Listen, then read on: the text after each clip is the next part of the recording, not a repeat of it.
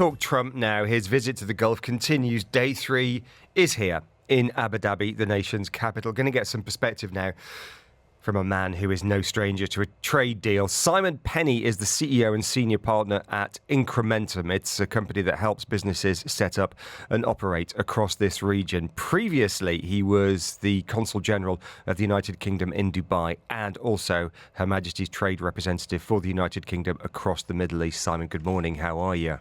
Good morning, Richard, and thank you for having me back. So you've been inside these delegations, haven't you, that Trump is leading at the moment, with your government hat on. What's it like inside the bubble? What can you tell us, having signed the Official Secrets Act and all that? Well, I have to say, it's actually very, very exciting. Can you move a bit closer to the microphone, Simon? It was a real privilege for me, actually, to be the UK's Trade Commissioner for 5 years in the sort of the post-Brexit years, because a lot of what we were trying to do was grow the UK's post-Brexit relationship with the Gulf, which gave you great exposure to not only, in this case, British politicians, but also the political elite and the leadership of the region. And I think one of the biggest sort of takeaways that I had from my time there was just how sort of Western countries approach the Middle East in terms of diplomacy, because we're actually quite sort of siloed in how we look at relationships, whereas the Middle Eastern countries look at the relationships in the totality. So if you can sort of imagine a sort of a Venn diagram of diplomacy, you've got things like defense, you've got things like security, you've got trade, you've got investment. And actually, the more aligned all those circles are in a Venn diagram, the stronger diplomacy. And I would argue that the Gulf countries in particular are very, very good at managing relationships in the totality. And what you're seeing more and more now is less focus on defense, less focus on security, but much more focus on economic diplomacy. And it's really, really exciting to sort of see what's happening at the moment. It's interesting, that difference in cultural approach, because I absolutely hear what you're saying. I'm British, brought up in the West, and we have phrases like, don't mix business and pleasure, and, keep church and state separate, and they're part of the culture. But here it's just a different culture, isn't it, Simon? Well, it is very much a different culture, actually. And I think, what you're seeing, Liberation Day back on the 2nd of April, in some respects, is sort of the genie is now out of the bottle, because we're all countries and all companies are now questioning the conventional wisdom around trade and investment and supply chains. And what I do in my current role in my company is work with a lot of companies that are looking at establishing their global footprints. And I think what has happened since the 2nd of April is that companies and countries are now looking at their global footprints, their global partnerships, and having less dependence necessarily on one particular country. And I think what that's doing is meaning that it plays very much to the strengths of the Middle East, because it's very much sits between East and West. The relationships with emerging markets, with China, with Asia in particular, are really strong selling points for setting up your business here in a way which maybe the West has sort of had its days. It's interesting. Tell me the kind of companies, you can't name names, I'm sure, but tell the kind of companies that are calling you. We spoke with one academic earlier, with Jim Crane of Rice University in Houston, Texas. Used to live here in Dubai, knows it well. And he said the one thing about the Gulf states is they were never on, to use his phrase, the Trump naughty step when it came to tariffs. And that's an incentive to invest here. Yeah, I think that's fair. I mean, partly because the trading relationship with the Gulf is very much in the US's favour. So there isn't a significant trade imbalance that is against US's advantage.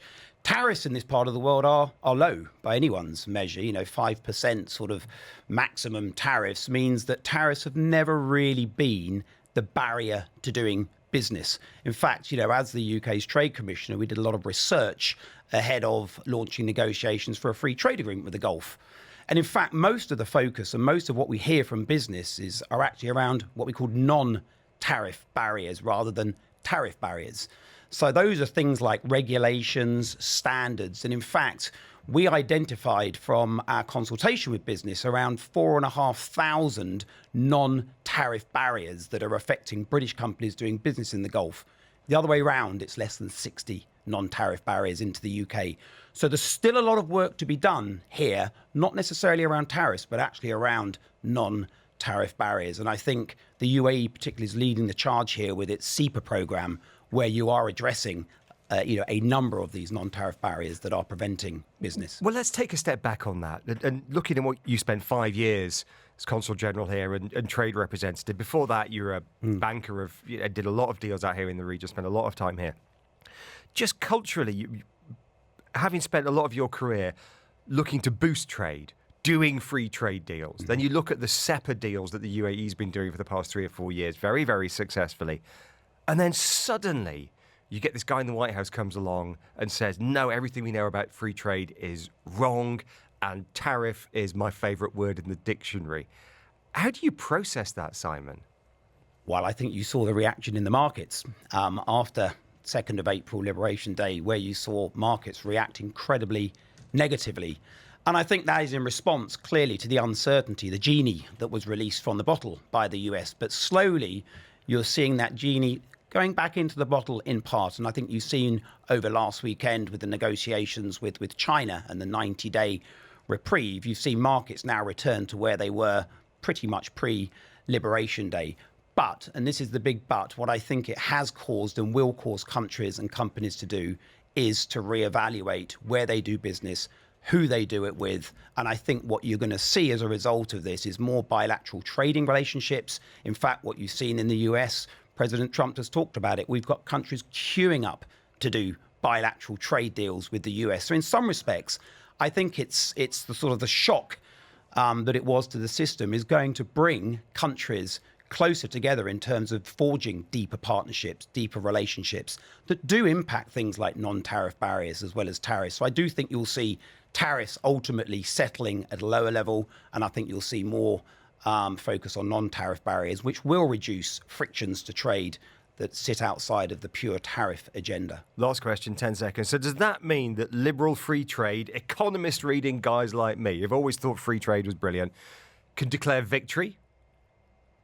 Time will tell. I think only time will tell. It's so hard to say at the moment, but I think... Oh, you're not a diplomat anymore, but you've still got the diplomatic language, Simon. Old habits die hard. Time will tell. Appreciate your time this morning. Simon Penney is the CEO partner at Incrementum. It's a company that helps other companies invest in the Middle East and former Consul General of the British government here in Dubai. Nice to see you. Thank you.